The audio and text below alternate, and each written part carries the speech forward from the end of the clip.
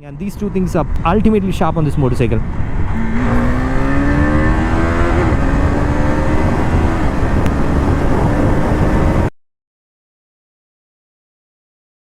What's up YouTube, welcome to the review of the 2022 RC390. It's been a very long time I've ridden any RC and good to be back on sports motorcycle. So we have the brand new RC390 with me. A lot of changes, and since I'm riding the RC after a long time, I can feel the difference. Basically, I was riding the motorcycle for almost 1.5-2 days inside the city, and now today I'm out on the highway for a review. So got really a chance to tie the RC390 in the city as well, and today I was able to whack it open on the highway. So before we get into the technical things of this motorcycle, so let's look at the aesthetic things first. So first of all, the styling. It's an entirely new design. So the design has started growing on me, that's what I have to say, because when this got teased, I was not so happy with the design because the previous RC was very sharp, but this one actually looks good in person. When we see this in person, this kind of a very huge windscreen, that kind of a mode. I believe the RC is actually moving towards a unified model like what we see with the 1290s and all, the 1290 GT and those motorcycles, the latest one. And coming onto this side, yes, the RC390 has a very good styling. If you don't agree with me, just see this photo. It looks really nice from this kind of angle. And the tank, that's what I liked, because the tank setup, you see this plastic portion covering half of the tank, the metallic portion which is half seen, and the KTM logo over here, which is not a sticker, by the way. This is actually a steel made thing. I really loved it. And here, when we compare to the other motorcycle, we can see a little more exposed kind of a engine. And coming on to the rear section, this is a new exhaust. Personally, if you ask me, I like how it sounds, but I don't really like the looks of it. It looks a little short. Probably an aftermarket like an Acra pouch or something will give a really looks. And coming onto the rear section, we can still see that big tire hugger which comes stock on this motorcycle, and that dirty little sari guard on the side. I honestly don't know why the sari guard has been provided on this motorcycle, because 1 in a million chance that somebody wearing a sari and getting onto this motorcycle. But still, yeah, it's mandatory. These are some mandatory things that we have to follow in our country. So look wise, I'll say almost 8/10. It looks really nice, except the fact that there are some bits and pieces which I felt it could be a little improved, especially if you look over here, like there are a lot of exposed chassis and wiring and all. And towards the tail side, actually it looks really nice with the tail light and the ready to race written over there and all. And of course it comes with a very nice grab rail, which is really nice. And yeah, the overall plastic quality and the build quality also looks good. No rattling, no scenes, nothing like that when we go to the higher revs and all. So absolutely fine. That was one issue which we faced with the previous generations of RC390. The plastics actually rattles a lot, but on this one I couldn't even notice that, because the engine actually takes over it. So that means no rattling issues from the plastics. Now let's see the technology which has changed on this motorcycle. So from the front itself, you'll see the new alloys, new brakes, a longer travel suspension in the front as well as in the rear, and yeah, of course, a little more tuned engine. And the seat, that's something very different. The seat has become a lot comfortable now for the rider and the pillion. The rider's seat is actually a little taller now. It's around 835mm. That means a little tall for an average Indian height of 5'6" and all. And coming onto the rear seat, yeah, the seat is actually comfortable, but still it's in the first floor. You have to ask your pillion to get a lift or climb up the stairs, but it's comfortable now, unlike the previous RC. And the grab rail is also wide, not interfering with the pillion rider in any manner. The reach is good to the grab rail, and the distance to the pillion foot peg is also nice. It's not too raised, and also it's kind of comfortable. So RC is getting comfortable, which is a positive and in a way not a great news for a track rider. And yeah, one more thing is this clip-on has been a little raised, and unfortunately the Indian model doesn't get an adjustable suspension in the front. I mean, why KTM, why you should have bought that to India? Because we want a track spec, a 100% track spec motorcycle. I'll still consider this motorcycle for my track rides above any single cylinder motorcycle. Even in the 500cc, this is one of the best track riding motorcycles. So this deserves an adjustable suspension in the front. In the international model it is there, but for the Indian model, unfortunately, it's not there. So let me hop on the motorcycle and we'll talk about the riding ergonomics and all. So hopping on for a person with a height of 169 centimeter, this thing is a little tall. But the thing is, the rear suspension is softer. So when you sit on the motorcycle, you see that it goes down. So the 835mm is not that hitting me hard, but still, yeah, it is a taller motorcycle. And the reach towards the handlebar, you see that this is my normal riding stance, and if you see my hand, I'm just putting around 6 inches of travel towards the handlebar. Like, don't ask me why 6 inches, but it just got to my head. That means this RC is not so sporty, which is again the good and bad part. Is for a commuter guy, for a person who's gonna ride this motorcycle inside city, he's going to have a lot of fun on inside city because it's much more comfortable. You don't have to put a lot of pressure onto the handlebar. You can actually grab the tank. The foot pegs are not so raised like what I expect for the RC, but it can go raised. These clip-ons actually can be put a little lower as well for your track use, so that's actually one good part. And the mirrors are actually good. I like it. The visibility is good, much better than what you have seen with the previous versions of RC. This twin visor is giving a protection till a speed of 80 km and all, but this motorcycle can easily go past 160 and almost touch 170 and all. I don't have to really complain for that because it's a race motorcycle, so you should be in a tuck down position and ride, so that's not even a complaint for not having a taller windscreen at all. But it's good, and from this angle it looks good. You will see a lot of plastic, but don't worry, no rattling and all. I really like it in that way. And if you see over here, we have the adjustable clutch and the brake lever, and the switches quality is also nice. I really like it. Just that I feel that this portion, the entire portion, is tilted in that way, that's all. I think it is set in that way. If I look at the key over here, that's all. So if I look at the handlebar switches, we have the high beam, low beam, and the pass switch here, navigation switch for this dial, and the indicator horn, and on this side the kill switch and the ignition, that's all. So let's turn on the dial. Here we get a brand new color TFT display, which we have seen with the Adventure 390, and it packs in a lot of information. So now what we see is the kill switch and the trip 1 details and all. So by the way, this motorcycle has switchable traction control and a cornering ABS, ultimate for this kind of a motorcycle. And you have a quick shifter which is up and down, which really works like a butter. I have to admit that, because I think a year back or so I rode the first generation of the Adventure 390 and I got a little disappointed with the quick shifter because that was not working properly. But on this one it is smooth, tuck tuck tuck tuck, and from the top gear you come tuck tuck tuck tuck down. It is ultimate. It works just like a charm. That's a hell lot of feature for a single cylinder, and actually those are practical features for a track guy, because you can turn off the motorcycle traction control, you can turn off the ABS, and the quick shifter is very helpful when it comes to track riding. So that's all the things that we see from this angle before we turn on the ignition. So before we go for a ride, I'll just make you hear the exhaust sound. Let me know whether you like it or not. I personally think that the exhaust sound is okay.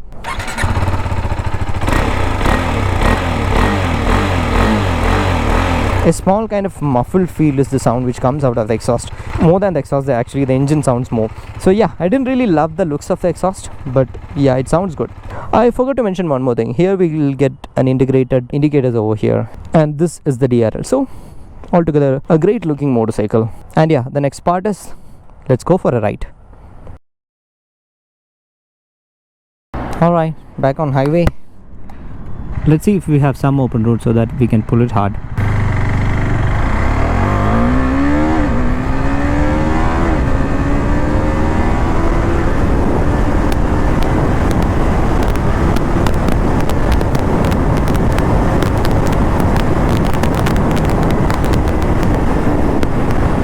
You see that this motorcycle has never changed. The heart of the RC390 is always ready for a race. How much ever you make the motorcycle comfortable with the ergonomics, with the seat, with the suspension, the engine is still enthusiastic to go out for a race. So that's how the engine pulls. So let me just break it down to you if you are planning to buy this motorcycle on a track or on highway or on city. So to ride inside cities, it is little difficult because it's a little bit of more power, and you have to be in the right RPM, you have to be in the right gear. Personally, I was riding this motorcycle in the second and the third gear if you are somewhere running around 20 to 30. Otherwise, it's not that motorcycle where you can shift to the top gear and aram se comfortably ride inside city. You'll face the knocking issues. There is absolutely no vibration from the motorcycle, but if you undershift, you'll face that knocking issues. You can feel it on the foot peg. Otherwise, no vibration issues as such.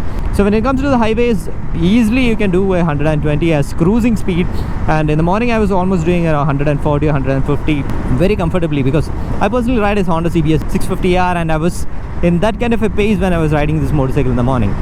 So I'm pretty comfortable with the speeds as well. That's why I was so comfortable riding this motorcycle in those speeds. And when it comes to the track, yes, you'll be always redlining, so that's really nice. And the quick shifter, man, you might have seen the upshift and the downshift is flawless. Actually the clutch feel is a little lighter, so don't mind if you're riding this motorcycle inside city on bumper to bumper traffic. your left hand don't get so much of pain, unlike the previous version, the first version of the RC390. The gear shift is also slick, even though the chain is a little loose. I find it comfortable, and the quick shifter is also finding it comfortable to shift. So that means the gear shifting is also very precise. And yes, as I mentioned, the engine doesn't have any kind of vibration thing, and heating on this motorcycle has improved a lot, in the sense there is very less heating issues. I was riding this motorcycle inside city, and compared to the previous versions, again this has made a big jump, because it takes a little longer time, like more than 10 minutes, to show that this motorcycle has a radiator fan. The previous version, I think in the 3rd or the 4th minute in bumper to bumper traffic, that do hard Bengaluru traffic, I was able to hear the sound of the radiator fan. Not just me, like everyone in the signal will get to know that the KTM has a radiator fan. This time it is not like that. It took a while, like 10 minutes. After riding for around 15 minutes, I got to know that there is light heating issues, but it is understandable. 373cc high revving engine, so there will be a little bit of heating. By the way, this is an internal combustion engine, so there should be some heat coming out of it. So absolutely brilliant job done by KTM. So let's talk about the other things. Let's leave the engine apart for now, and let's talk the other things. So the suspension on this motorcycle has a good news and a bad news. The good news is it's more road friendly, it's more splash, it has longer travel, it's much comfortable to ride. I was riding this motorcycle for around 1.5 hours in dead traffic, and I was finding it comfortable. Like if it was the previous RC390, I would have gone for an Ayurvedic massage. This has changed a lot, so that's a good news. And if you ask me what is the bad news, for a track going guy, this is not something I did, because you need stiffer suspension, so that thing has gone. So this is more going to the sports riding and the sports store riding, so it has made more comfortable. Even the rear suspension is also on the same side, it has gone more comfortable. It's a good thing, but in the previous, for like past 4 years or 5 years, I never asked for an RC390 which is comfortable. I've always asked for an RC390 which is more reliable and which has lesser heat, but I never asked for an RC390 which is comfortable, because track bikes are not for comfort. Track bikes are race bikes. You want to be in the top of the line. So this has become more comfortable. And when it comes to the brakes, that's where I am going to make one point. If you're a beginner, definitely this is not an ideal motorcycle for you to start with. Better I'll say that you start with an R15 version 3 or an RC200 or an RC125 and learn sports riding, learn how to brake, and come back on this motorcycle, because the braking is so sharp. The acceleration, the braking, and these two things are ultimately sharp on this motorcycle.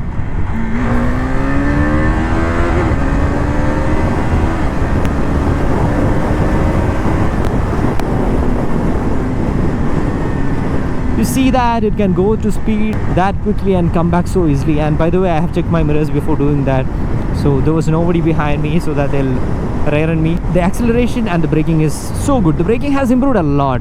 This motorcycle actually weighs around 160 kg, and when you start riding it, you will feel like around 140 kg bike.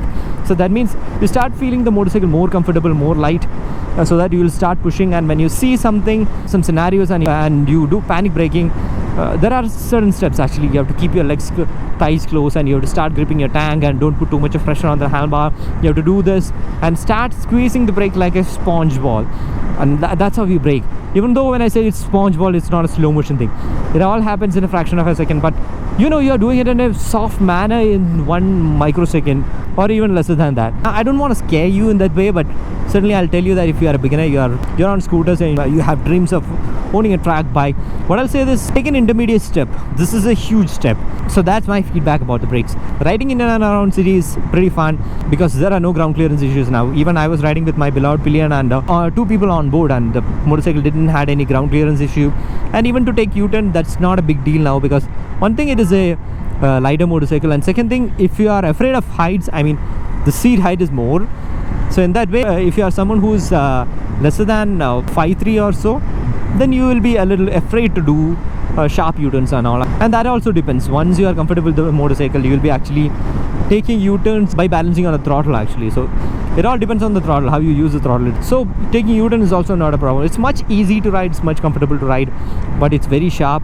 0 to 100, 0 to 160, it goes, and you flip that down, you get the deceleration. So that it's a very technical motorcycle in my opinion. And the ergonomics, it has gone much comfortable, as I mentioned. I would like to see a little more raised foot peg, so that I feel like I'm sitting on an RC and not on a sports touring motorcycle. The seats are much comfortable. Wow, such a beautiful Busa.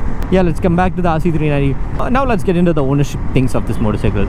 So this motorcycle actually comes for 4.1 lakh on road, which you asked me if it's a value for money machine. I'll say that if we get that adjustable suspension from the international model, I'll just say that it's a bang for the buck.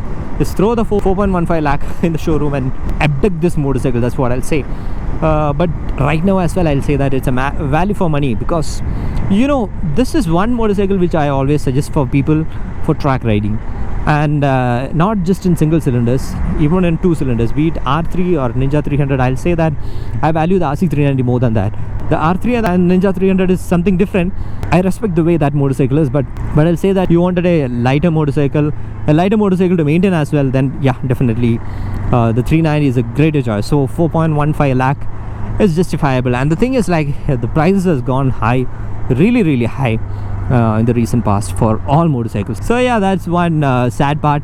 And about the maintenance, this motorcycle actually goes for maintenance once in 7,500 kilometers, and it'll cost you something like 3,000 to 3,500 rupees. It's a common use now, so nothing surprising over there. And mileage is like, you might get something like 18 to 22, which is not a happy figure for a city riding guy, because for city riding 18 to 22 is superbike standards, but for a track guy you don't really care about that.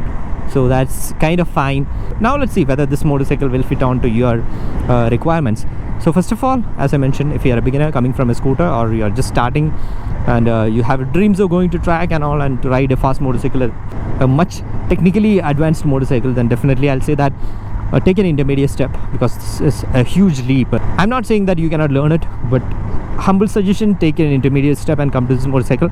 And if you're someone who is on 150cc and again you want to do sports riding or sports touring, you can do that, because this has gone much comfortable. So it's a really good news for you.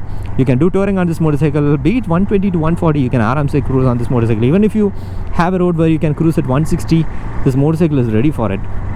And inside city, yes, if you are in the right gear, right RPM, you can manage the motorcycle, not a big deal. And the suspension is comfortable. So yeah, this is more a city oriented RC390. And if you are someone who is in 600cc, then probably I'll say that you are someone who is looking for an track motorcycle. In my opinion, as I mentioned, I value this motorcycle more than the R3 or the Ninja 300 because of 2 factors. One, this is lighter and much sharper machine and faster as well. And second thing, in track actually it is much common that you will crash or you will fall down and all. So it's okay, you can repair the motorcycle in a much affordable way compared to the other competitors. But if you are a 1000cc guy, then I'll say that like you can really look forward for a Daytona 605 or an R6 or a 6R, because that makes more sense, because you have tested everything. Better you be in the mid segment. I don't want to discourage you, and I'm just saying that yes, if you are already owning a later class and you want a smaller bike for track, it is okay. But an ideal thing will be a 600cc. I really wish KTM comes with something like that. Do we have an open road? Yes.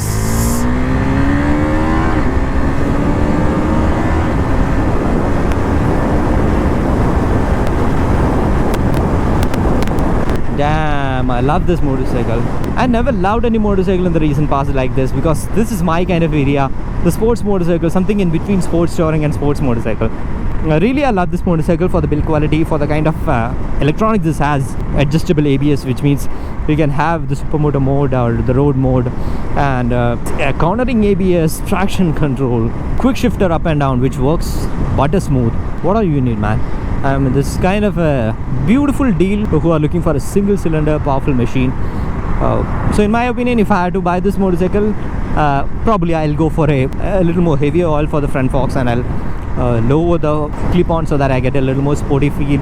And yes, of course, I'll put the foot pegs a little backward so that I'll really feel that I'm on a race bike. And secondly, yeah, if KTM can bring something in the mid-weight segment, that sports segment, that'll be great. So I hope you like this video. I thoroughly enjoyed riding this motorcycle. Today I have to give it back, so I feel a little bad for that. I hope this video is helpful for you, and as always, show some love in the form of likes and comments.